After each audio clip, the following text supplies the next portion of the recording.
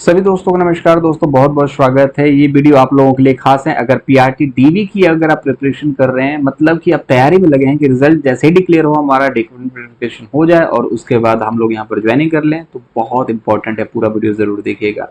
इसमें क्या है, जो इसके डॉक्यूमेंट में अगर गड़बड़ी होगी वो तो आउट होना ही होना है। क्यों होना है उस चीज को समझ लीजिएगा। एक ट्वीट आया था, ये ट्वीट क्यों आया था उसको भी समझना बहुत जरूरी है। ये ट्वीट का मतलब आपको बहुत जगहों पर देखने को मिल जाएगा और बहुत तरीके से इस ट्वीट को बताया भी जा सकता है, लेकिन जो मेन मुद्दा है उसमें क्या है उस चीज को समझिए। यहां पर है ये मेन मुद्दा। इसको समझाने से पहले ये चीज पहले देख लीजिए, कहना क्या चाहते हैं।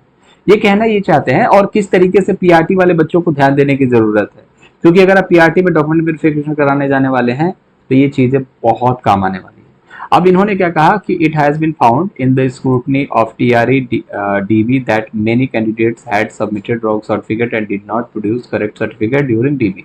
मतलब ये आप जानते ही हैं कि डॉक्यूमेंट वेरिफिकेशन के दौरान बहुत सारे बच्चों ने करेक्ट सर्टिफिकेट नहीं दिखाया, ठीक है, और ना ही सबमिट करा। उन्होंने उन्होंने रॉन्ग सर्टिफिकेट को सबमिट किया, ठीक है। तो रॉन्ग सर्टिफिकेट सबमिट किया है, करेक्ट सर्टिफिकेट सबमिट नहीं किया है, और ये सारी चीजें जानबूझकर डिलिबरेटली की गई है। तो ये इसलिए भी हो सकता है ताकि डॉक्यूमेंट वेरिफिकेशन में कहीं ना कहीं बाधाएं उत्पन्न की जाएं, और इसके परिणाम जो होंगे वो थोड़े से अब ऐसे होंगे जो कि अब देखने योग्य हैं। बहुत सेंसिटिव मामला है, सीवियर है, गंभीर मामला है। इस चीज के बारे में बात कर रहे हैं, तो हमें इन सभी चीजों को समझने की जरूरत नहीं है। एक मोटा मोटा ये देख लेना है ये कहना क्या चाहते हैं और पीआरटी के लिए कैसे काम करेगा, ठीक है। मेन मुद्दा तो यही है ना दोस्त, पीआरटी के लिए हमारा क्या है इसमें। तो यहाँ पर ये है रॉन्ग सर्टिफिकेट। ये क्या है भाई, इसको समझिए। आपने देखा होगा पात्रता की जगह दक्षता हो गया, ठीक है। मैंने क्या बोला, एफिडेविट बनवा ली, ठीक है, कोई दिक्कत नहीं, काम चल जाएगा। बहुत सारे बच्चों ने क्या किया है, अपियरिंग पर टिक किया है, ठीक है, जबकि वो एटलीस्ट अपेयरिंग नहीं है, गलती से अपेयरिंग पर उन्होंने टिक कर दिया है। अब जब गलती से उन्होंने अपेयरिंग पर टिक किया है तो उनको अपेयरिंग वाला ही दिखाना पड़ेगा, ठीक है, या फिर उनको एफिडेविट से काम चलाना पड़ेगा। लेकिन मान के चलो कि यहां पर आपने सबमिट कर दिया है 2021 वाला, ठीक है, और अपेयरिंग पर आपने यहां पर टिक कर दिया है, ठीक है, तो गलती से 21 वाला आप दिखा देना, कोई दिक्कत नहीं। अपेयरिंग पर टिक हो गया, लेकिन 21 वाला सीटेट का सर्टिफिकेट आप दिखा दो, कोई दिक्कत नहीं। लेकिन अगर आपका 2021 वाला सर्टिफिकेट लिखा है, अपेयरिंग लिखा है, और अपेयरिंग के बाद आप 2023 वाला सर्टिफिकेट दिखा रहे हो और ये सबमिट कर दिया आपने, मतलब कि आपने रॉन्ग सर्टिफिकेट सबमिट किया। इसी चीज को यहाँ पर समझाने की मैं कोशिश कर रहा हूँ कि यहाँ पर एस्टेट 2019 टीजीटी पीएचडी की सीटें खाली क्यों जाएंगी, इस चीज को समझिएगा। क्योंकि 2019 एस्टेट मांगा था। अब यहाँ पर 2019 स्टेट में कहीं ना कहीं गड़बड़ियों को लेकर के यहाँ पर एक सूचना दी गई थी। जब यहाँ पर गड़बड़ियों की सूचना दी गई थी तब जाकर के यहाँ पर आप देखोगे कि उनको बीपीएससी परिणाम से बाहर करने की कृपा करें, जो कि 2019 के बाद वाले हैं, ठीक है।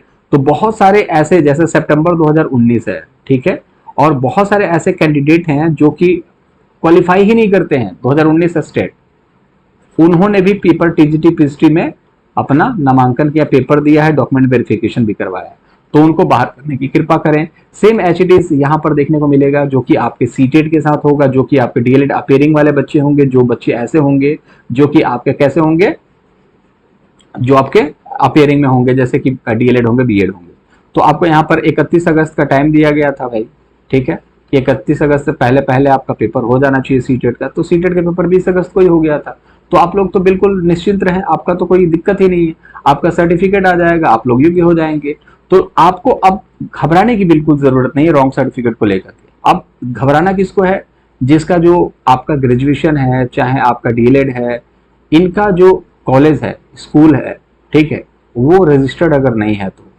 दूसरी चीज है, बहुत सारे बच्चे स्कूल कॉलेज नहीं जाते हैं और बैक डेट का खरीद लेते हैं। कहने का मतलब है, ये चीज देखने को मिलती है कि यहाँ पर क्या होता है ना, कि जैसे 2023 चल रहा है, बच्चा 2023 में कुछ नहीं कर रहा, लेकिन क्या करेगा, 2021 से लेकर के 2023 तक का डीएलएड का कोर्स खरीद लेगा, ठीक है, डीएलएड का कोर्स खरीद लेगा, नामांकन चढ़ जाएगा, पता चले कि उसका सर्टिफिकेट जो है उस पर सारा नाम है, लेकिन कॉलेज में फोन किया गया तो पता चला कि वो तो पढ़ता ही नहीं था। बाकी आपने 20 50 60 जितना भी देना है आपने दे करके अपना सर्टिफिकेट बनवा लिया है। तो इस तरीके के जो रॉन्ग सर्टिफिकेट आप सबमिट करोगे ना, बहुत गंभीर परिणाम इसको देखने को मिलेंगे। ये मोटा मोटी एक आंकड़ा मैंने आपको समझा दिया। अब बच्चे कुछ ऐसे होंगे जिनके डॉक्यूमेंट में गड़बड़ी होगी, उनको क्या करना है इस चीज को समझिएगा। जिनकी दस्तावेज में गलती है क्या करेंगे, मैंने आपको कल भी बताया था, ठीक है। क्या करना है आपको, एफिडेविट बनवानी है, ठीक है, एफिडेविट, और उस एफिडेविट से आपका काम चल जाएगा।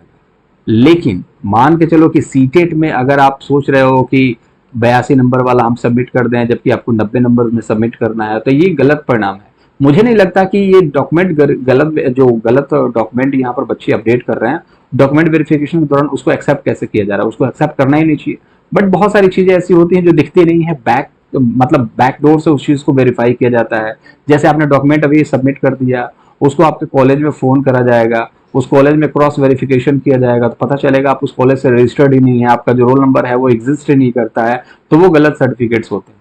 ठीक है, तो आई होप सारे डाउट्स मैंने आपके क्लियर किए होंगे यहाँ पर इसका मतलब क्या है। और दूसरी चीज ये है कि अगर आपने ये सोचना है कि भाई अपियरिंग में है, हमारा पेपर नहीं हुआ या फिर हमारा कुछ हो जाएगा, ऐसा हो जाएगा, वैसा हो जाएगा, तो ऐसा कुछ नहीं होने वाला है। अगर आपने सीटेट पास किया है 2021 का, तो 2021 का ही सीटेट मान्य होगा। 2023 का आप सीटेट नहीं लगा सकते। अगर 2023 का लगाएंगे तो वो गलत सर्टिफिकेट में आएगा, उस पर आप पर कार्रवाई भी हो सकती है, और हो सकता है उसके कुछ गंभीर परिणाम आपको देखने को मिले और कार्रवाई के दौरान, क्योंकि आप बाधा पहुंचाने का कार्य कर रहे हैं। क्योंकि ये चाहते हैं कि फिल्टर करें बच्चों को, ज्यादा से ज्यादा बच्चों को यहाँ पर फिल्टर करें और गुड क्वालिटी के बच्चे जो है हमारे पास आए। लेकिन आपका डॉक्यूमेंट ही फर्जी है, आपके नंबर भले ही अच्छे हैं लेकिन डॉक्यूमेंट ही अगर आपका फर्जी है, या फिर आप परीक्षा के जो भी आपके डॉक्यूमेंट वेरिफिकेशन के दौरान 21 की जगह 23 का, 23 की जगह 22 का दे रहे हो, तो ये तो बहुत गलत बात हो जाएगी। तो इस पर कहीं ना कहीं गंभीर आप मतलब परिणाम देखने को मिल सकते हैं। तो इन सभी चीजों से बचना है। कोई भी अगर गलती है, स्पेलिंग से रिलेटेड कोई मिस्टेक है, डॉक्यूमेंट में एड्रेस से लेकर मिस्टेक है, या फिर आपने पात्रता की जगह दक्षता कर दिया है, अपीयरिंग पर टिक कर दिया है जबकि आपके पास क्वालिफाइड 21 का है, 20 का है, 18 का है, 19 का, जो भी है, कोई दिक्कत वाली बात नहीं है। बस आप गलत अपडेट मत करो। अगर कोई चीज अगर आप दे रहे हो तो उसका पुख्ता एक एफिडेविट दे दो कि हाँ, इस एफिडेविट में पूरा शपथ पत्र के साथ आप मेंशन कर दो हमने एफिडेविट दिया, बात है ही नहीं कोई दिक्कत वाली। तो ऐसे कर सकते हैं, आप पर कोई भी आंच नहीं आएगी, आप डॉक्यूमेंट वेरिफिकेशन से आउट नहीं होंगे, और उसके बाद क्रॉस वेरिफिकेशन भी होगा तो भी आप आउट नहीं होंगे, सिलेक्शन तय है। मोटा मोटी सारी चीजें मैंने आपको समझा दी। ये सारा चीज है, अगर समझ में आया वीडियो को लाइक कर दीजिएगा, चैनल को सब्सक्राइब करेंगे ताकि ऑथेंटिक अपडेट आपको मिलती रहे। आपको आज पता है कि एसएलपी का जो रिजल्ट आना है आज 10:30 बजे के आसपास आना है, तो जो भी होगा मैं उस चीज़ के बारे में अपडेट कर दूंगा। तो चैनल को सब्सक्राइब करें, लाइक करें, अपना बहुत ज़्यादा ख्याल रखें। बाय।